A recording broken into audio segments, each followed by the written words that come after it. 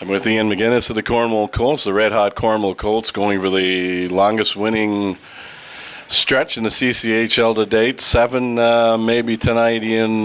You started out of the blocks earlier in the year hot, and you've been pretty consistent. How's the year to date? Yeah, like you said, we had a good start. I think we started with 5 wins, and then we got close to 500. That's probably, our next 5. This probably was our worst stretch of the year. Other than that, we've been pretty consistent. Right now, we've got a little good thing going. We were really good before the break, and last night we were pretty good against Hawkesbury too. So we plan on continuing that tonight. What do you attribute to that, or what are you guys doing really, really well? Well, we're just, we got some new guys, we got some young guys, and some critical positions.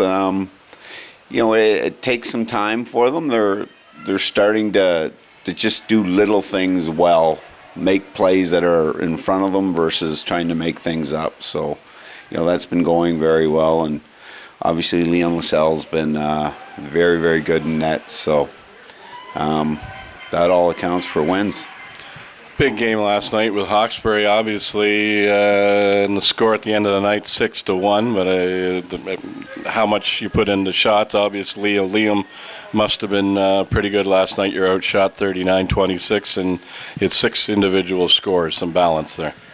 Yeah, I'm looking for balance throughout the lineup. I've got the guys spread out quite well, and we're somewhat healthy. So, the game last night, we didn't give up a lot of grade A chances, but when we did, Liam was really, really good. He was good on their power play, which helps. Our goals were good. Like maybe one was a little iffy, but there was some really unselfish plays. Keegan Mulhern twice on odd man rushes, just far pad shot with a rebound, which is a simple play, but it's hard for kids to think that works, and it does. So we had 3 of those. A shorty by Conrad, which was a breakaway from almost our blue line. So, they went with both goalies for the second time since we've, in the last 2 times we played them, we had a 5-4 game there.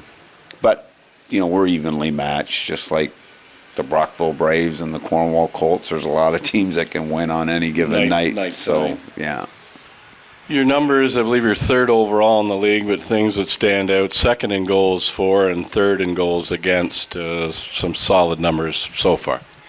Yeah, like it's, we're trying to play a team game. Obviously our captain is a 200-foot player, which, we look for everybody to do that. Everybody's got to play in every zone of the ice, and I demand that. And if you don't do that, you get yourself in trouble, and you just don't play. So, the new guys are getting to figure that out, and if they want to play and they want to play some minutes, they've got to play in every zone, and it's as simple as that. You talk about the new guys coming together, but any surprises along the way? Well, I just think that, like, our drivers, our 20-year-olds have been really, really good. Like, they really lead the way. Spink and Conrad, Cooper, DeRush, these guys have had great seasons. St. Germain's been, in and out and just got suspended. He's back. So he's had a little rough ride with getting games with health and suspensions. And Baird is just he's our energy guy.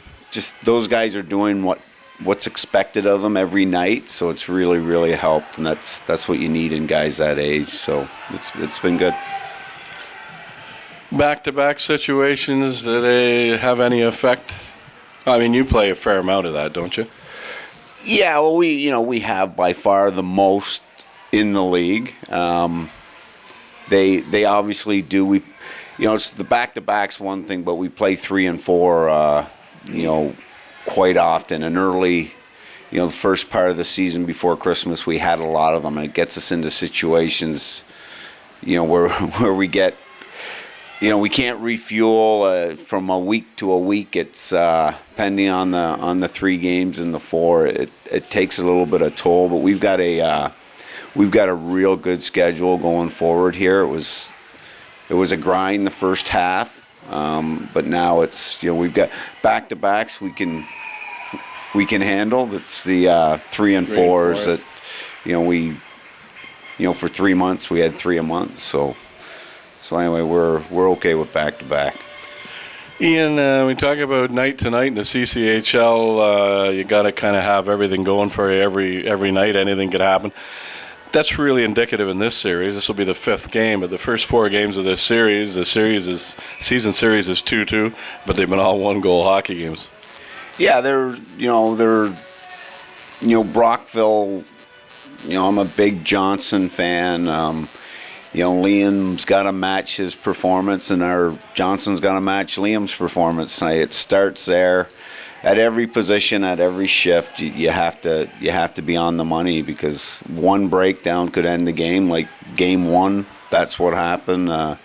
Every game's been a 1-goal game. The last game in Cornwall, Brockville got a little bit of jump, but we got to get traffic to the net, and nothing's pretty. We're not going to, if he sees it, he'll stop it. That's got to be our mindset. So, we need traffic in front of him so he doesn't see pucks, so we have a chance to score. And it's the same with those guys. So they're great games, and I expect this one to be good too. We talked about the good things. I noticed one of the things, I won't call it a bad thing necessarily, but one of the quirks, but 60 minutes is good with you guys, but extra time, 0 for 3 in shootouts. We've had 1 in this series. Extra time has been interesting for you. Well, I'm not really the actual extra time. Hockey time's been okay. It's the shootout stuff. We're Canadian, eh? Yeah. We don't win shootouts. Absolutely, painfully, very painfully. But the overtime games that we've been in, we've been okay. And the 4-on-4, we may have dropped 1. I'm not sure, but we've won our fair share in the overtime. Once we get to the shootout, it's been hasn't been good. Yeah. Thanks for doing this. Really appreciate it. Good luck tonight. Thank you. Ian MacInnis of your Cornwall Colts.